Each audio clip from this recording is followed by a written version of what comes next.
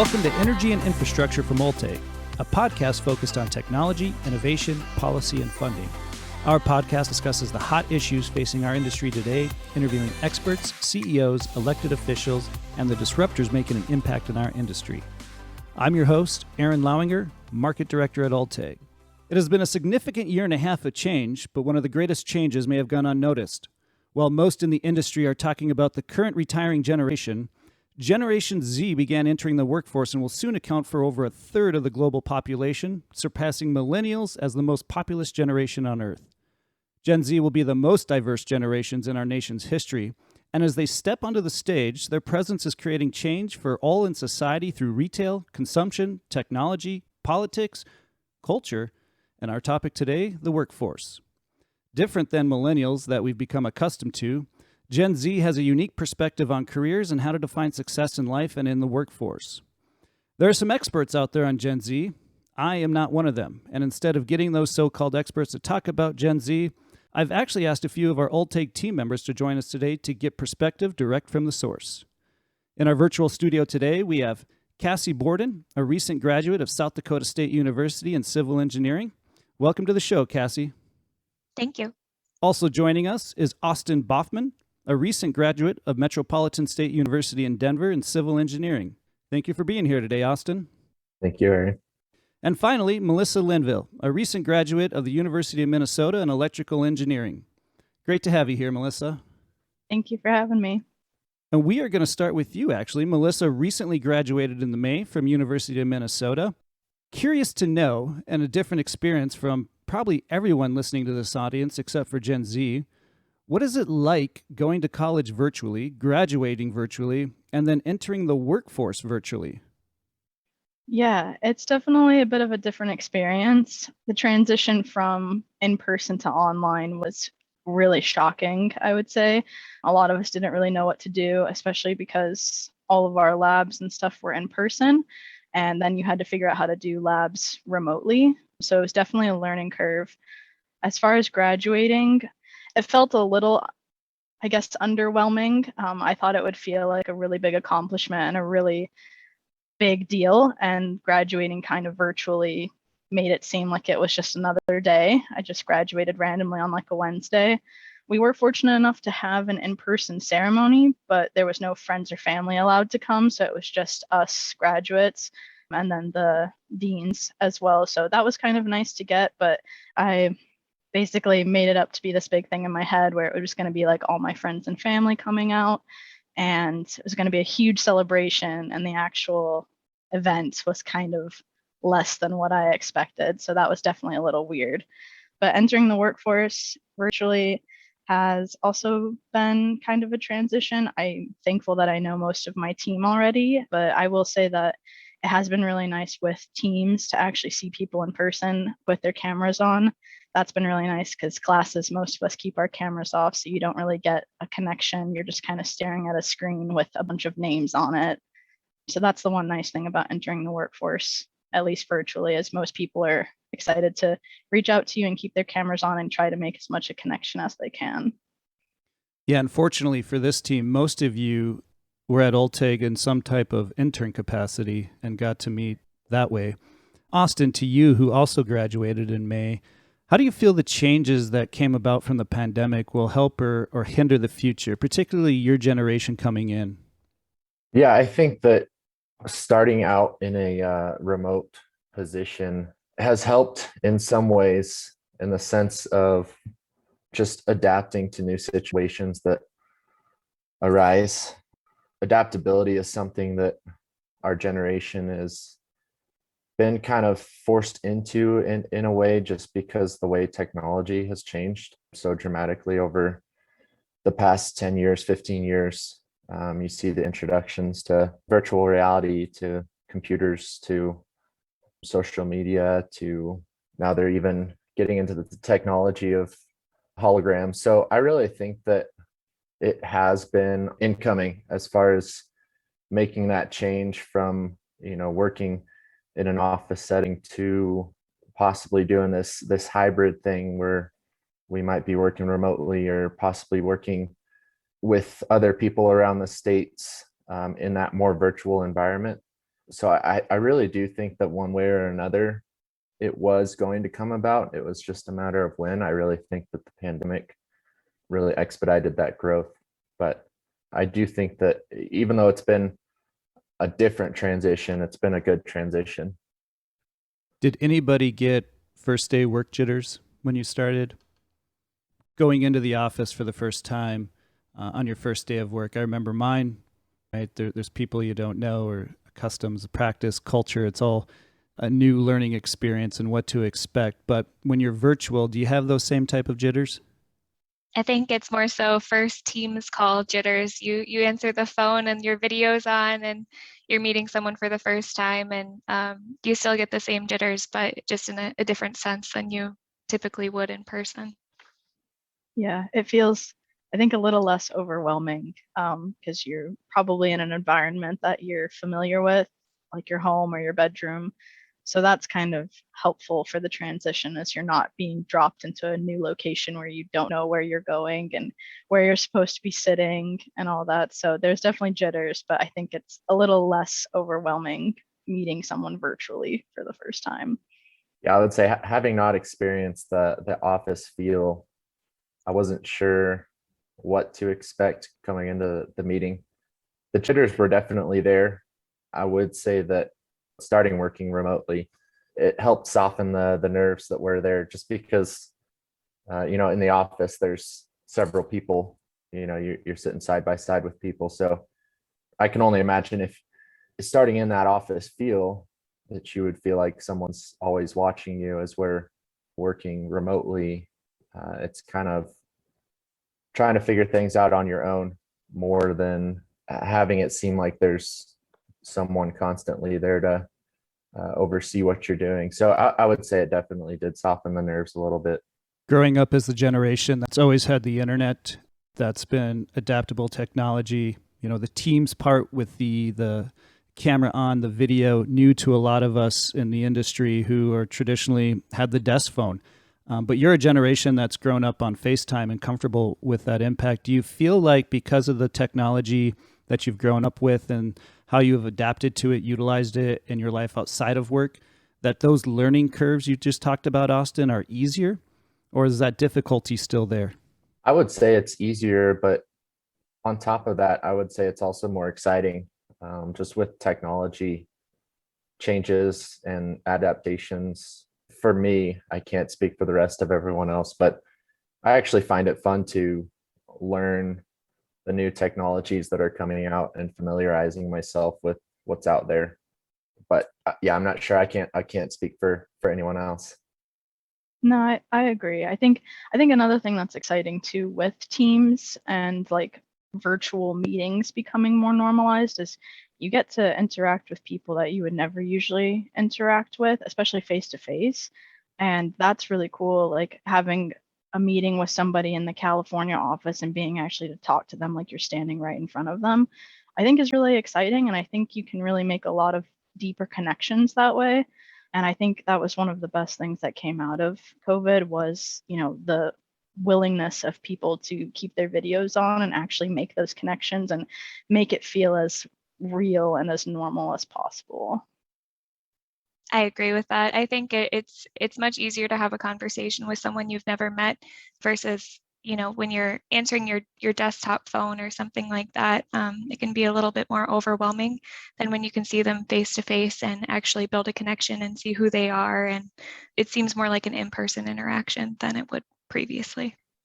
Traditionally, older generations, when we get to new technology, we're like, oh, something new to learn. How are we going to use this? Why do we have to use it? But what I hear about Generation Z is they're the ones actually identifying and excited about new technology, looking for it and its applications and how they can create more efficiencies and effectiveness.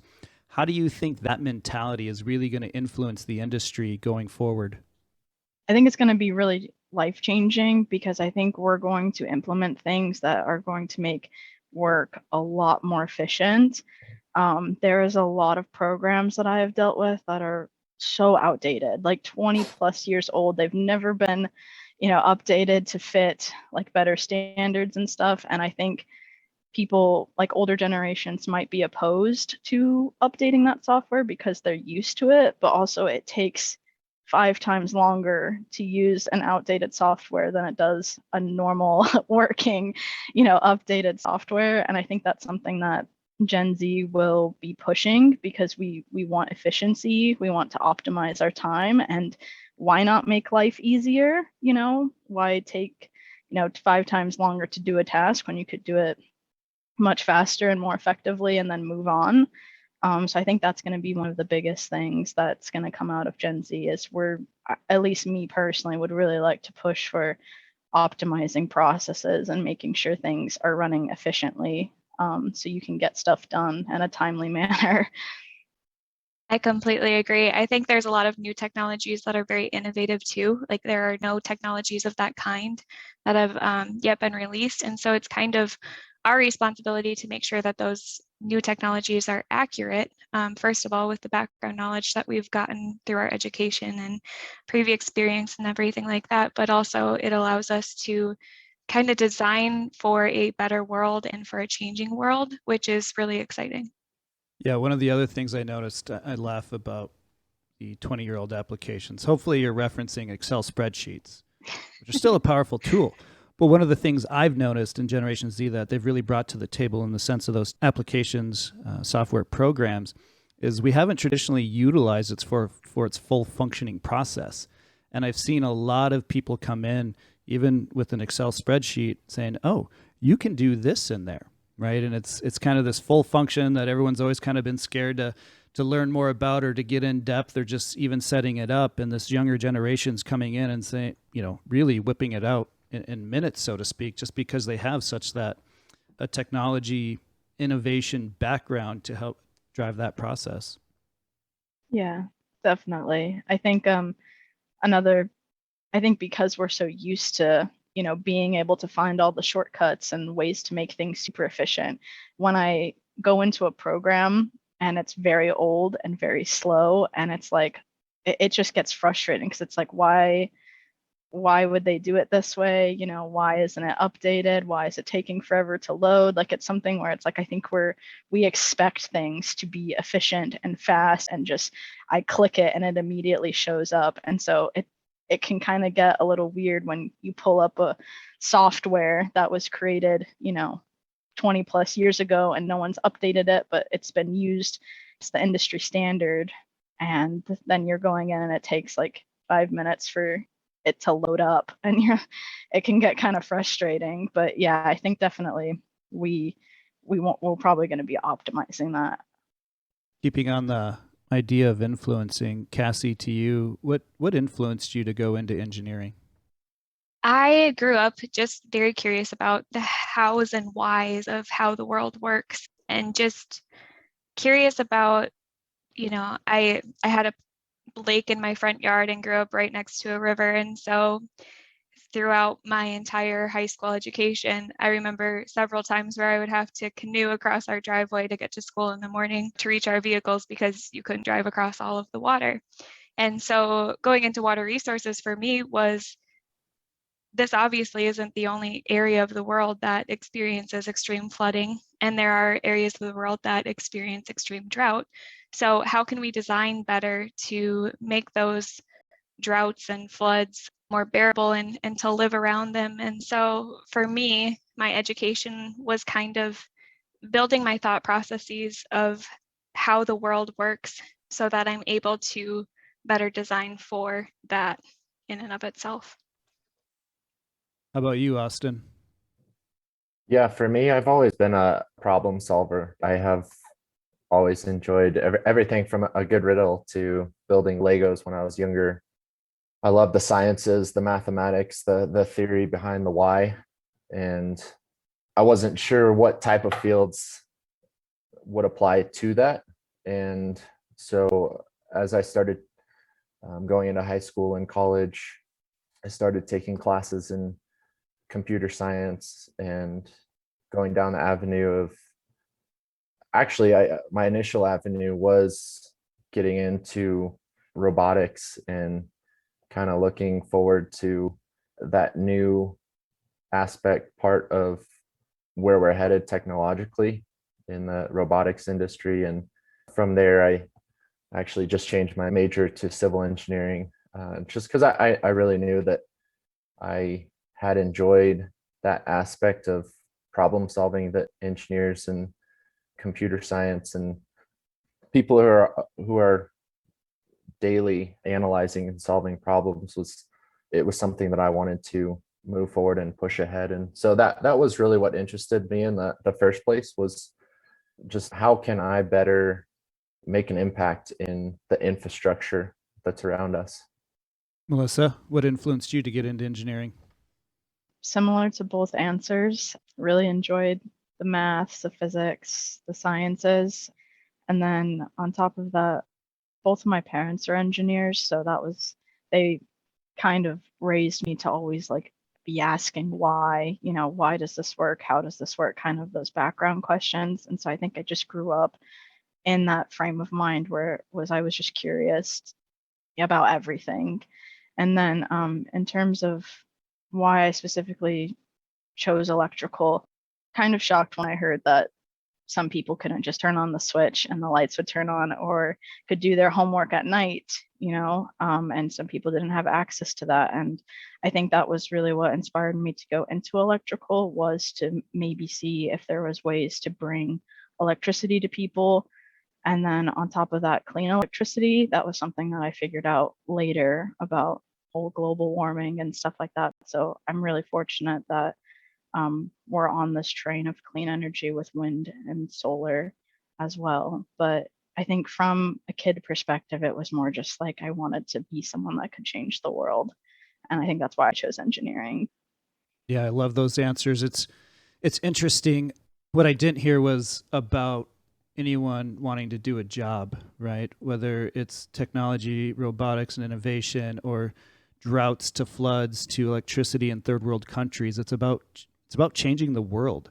And the world is ever changing, especially this last year and a half. Besides the pandemic, we've seen a lot of both economic, social, and injustice issues. Are any of those current events that are happening in the world shaping or influencing, driving you forward in what you're doing and then related to the industry?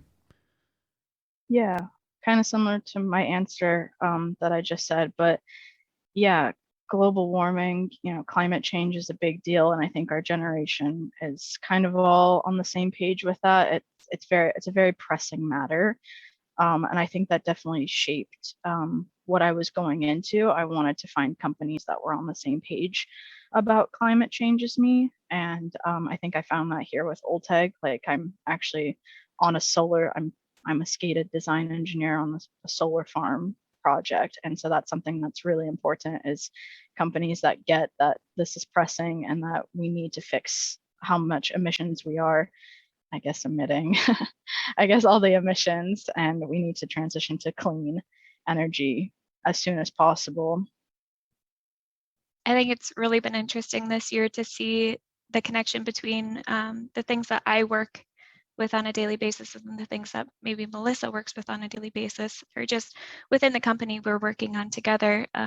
You look at the Hoover Dam that is experiencing one of the lakes surrounding it are experiencing some of the lowest water surface elevations that have been there in 30 plus years, which is impacting communities downstream, and they're not getting the hydroelectric power that they necessarily anticipate on a yearly basis. And so we're trying to figure out ways where global warming is impacting the water elevations and our hydroelectric power and things like that.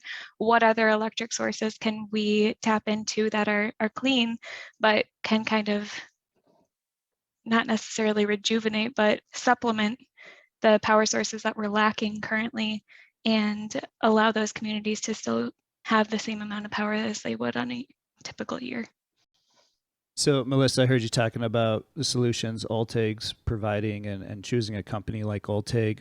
When you assess, recently graduating to each of you and coming into the workforce, what did you really look at, assess, analyze, determine as the factors that were important to you in choosing the employers you did choose, which in this case, thankfully, is Ulteig?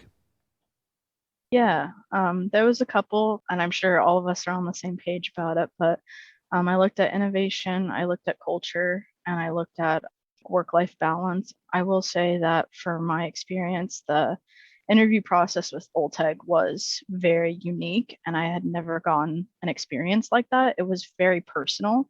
They wanted to get to know who I was, not only as an engineer, but as a teammate and as a human being that would be working in the company. And in turn, I got to know all of the interviewees as well. So it was a very personal interview, and I felt like I walked out knowing, exactly what team I wanted to be on and who I wanted to be working with.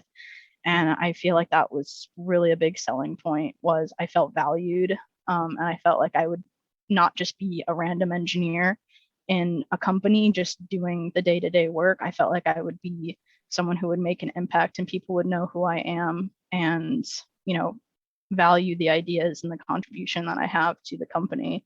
And I didn't find that really anywhere else in any other interview that I experienced my whole college career.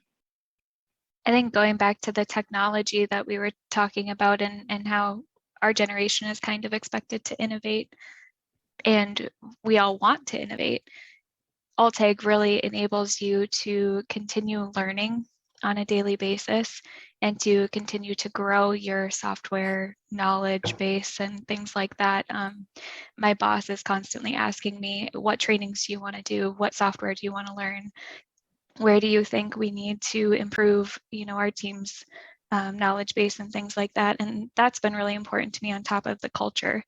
Just coming to work every day and knowing that your coworkers value your opinion, like Melissa said, and that the work you do is making a positive impact on the projects that you're all working on is a really great thing. And that's probably my favorite part of working for Ulteig. Yeah, I know for me, when I came into office for my interview, from the second I walked in to the receptionist asking me if I wanted water to the interview process, it all felt really welcoming.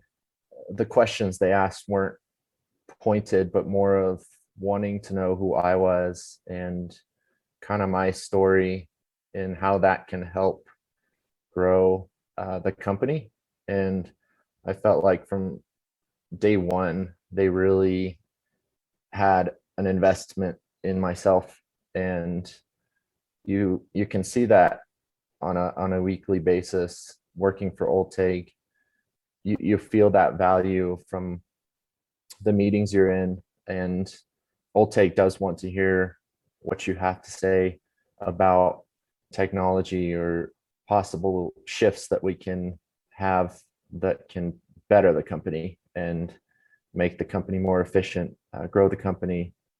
I really feel like the leadership in Ulteig has made it possible for everyone's voice to be heard. And I know Ulteig can speak highly to the retention rates it has. And I think the reason for that is because the value that is placed on its employees and the value we feel from the leaders. I know that it motivates me. So I do think that that's a huge part in why I chose Ulteig, was just that value. Yeah, leadership's always been important across any industry, any function. From Generation Z to leadership, you have a stage here to the entire engineering industry and the infrastructure world that we support. What kind of advice would you give Gen Z leaders that are leading organizations and the industry today to really partner, how to partner, or what's important, or to keep doing the stop-start continues to really enable your success as being part of Gen Z? I think a big part is to be open-minded, to be aware of what's out there, the people that are out there, the minds that are out there, the technology that is out there. With that all, it can really grow the leadership, both past, present, and in the future. I think just having an open mind and valuing and being open rather than being so organized or having methods that are only done in one way, having methods that can be done in multiple ways and being adaptive to those and creating a system that is optimal and efficient. Yeah, I think keeping as many opportunities open as possible is something that I would recommend. I think people getting to try things really allows them to figure out what they like to do and what they're really good at and what they're passionate about.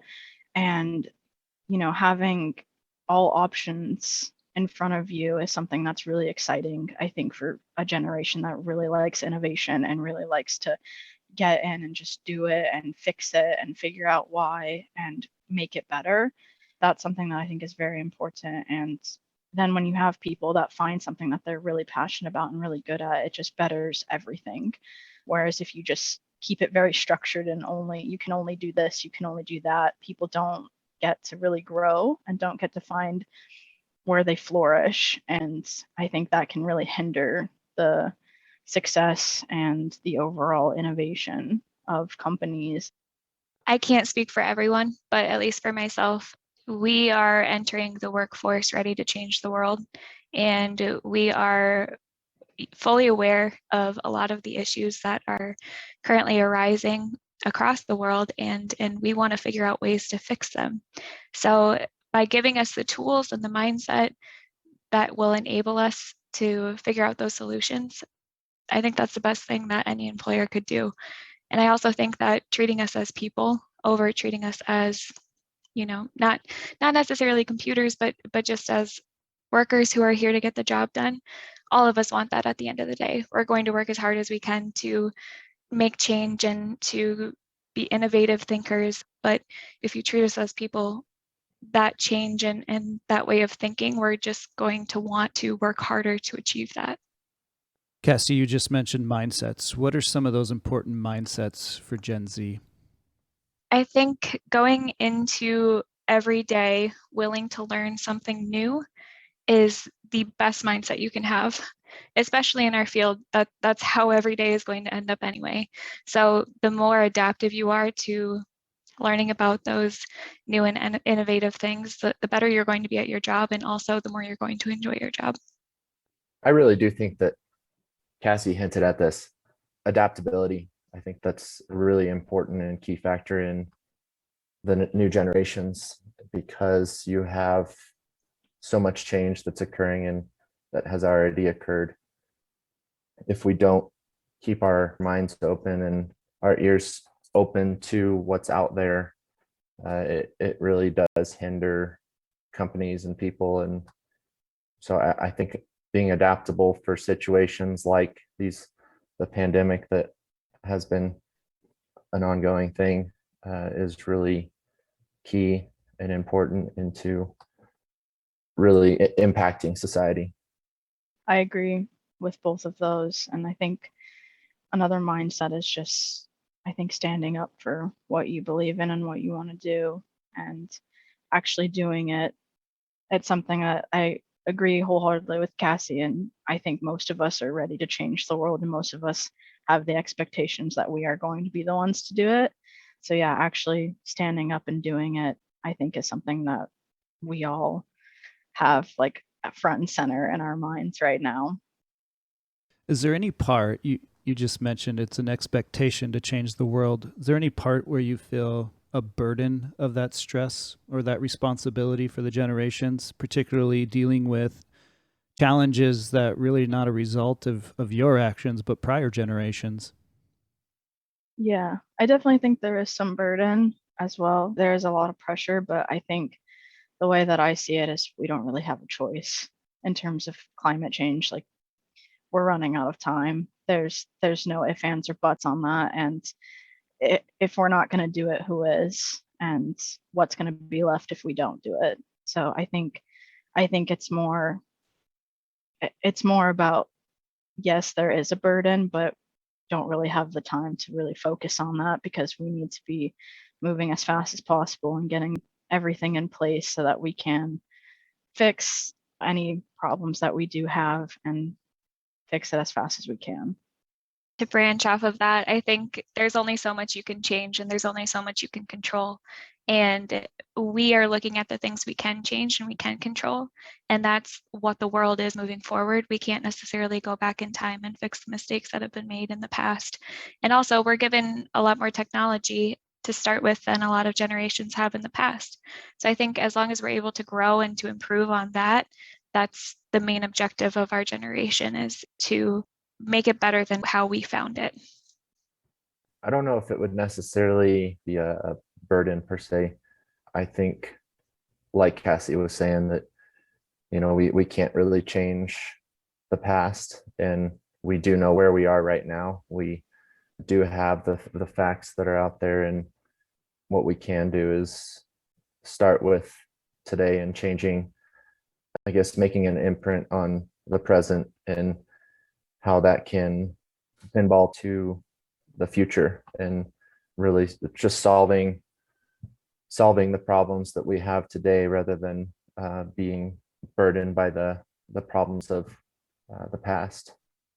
Where do you see the greatest value and impact, not only to the engineering industry, the infrastructure, but society and the world together? Where's the greatest value and impact going to be by Generation Z in the future? I would hope an impact that we can make is actually bringing people together to solve issues. I think the world can get really torn up over sides and, what's best for who. And it's very singular mindset rather than we as a whole, as a planet. And I'm hoping that that's something that we can really bring to the table, is uniting people to fix problems that are on the world scale, because we are all part of the world. And, it's not really a you and me, it's an us problem. And I think that's something that I really want Gen Z to work towards and actually be successful in, is uniting people across the board. How about you, Austin? I think in order to really make an impact, it starts with the leadership and just being aware of who's out there and what's out there, and being willing to value those opinions and people and ideas that are out there. Cassie, what value impact is Gen Z going to make on the industry, infrastructure, the world, society? I think, to branch off of both of the points that Melissa and Austin have made, to celebrate the differences that we all have, because everyone is different. I think there's been a lot of people feel really separated right now just in life, and I think that's across the world. Everyone thinks that your differences group you together, and I think that if we can just celebrate the differences that everyone has and have a little bit more understanding, we can all come together and try and make the world a better place. And as cliche as that sounds, it's true. I think accepting other people's mindsets and other people's ideas can only help you grow. And even if you don't necessarily agree with them, hearing them out allows you to learn something new about another mindset. And that's probably the most important thing that our generation can bring to the table.